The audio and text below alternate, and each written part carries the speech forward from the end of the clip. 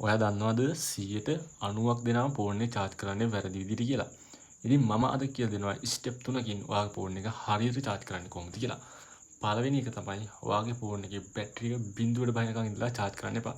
ඔයාගේ අඩුම මං කියන්නේ ඔයාගේ ෆෝන් එකේ බැටරි එක 20ට බහිද්දි 20ට හෝ 20ට සාමාන්‍ය 20ට තමයි 20ට බහිද්දි ඔයා ෆෝන් එක charge කරන්න. ඉතින් අංක 2 විදිහට ගන්න පුළුවන්. ඔයා 100ක් charge කරලත් ෆෝන් එක charger එකේම තියෙන එක. ඉතින් ඔයා 100ක් charge කරාම ෆෝන් එක charger එකෙන් ඉවත් කරන්න. මං කියන්නේ ඔයා ෆෝන් එක 100ක් charge කරන්න එපා 80ක් charge කරන්න. මේකෙන් ඔයාගේ ෆෝන් එකේ බැටරි එකේ ආයු කාලය වැඩි වෙනවා.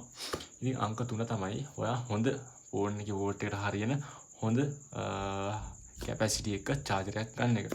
ඉතින් මේකෙන් ඔයාගේ ෆෝන් එකට අවශ්‍ය බැටරියට අවශ්‍ය කරන්ට් එක සිජුව දෙන නිසා ඔයාගේ ෆෝන් එකේ බැටරිය දිගු කාලයක් පාවිච්චි කරන්න පුළුවන්. charger එක විශේෂයෙන්ම charger එක හොඳ වෝල්ට් ගන්නක charger එකක් ගන්න.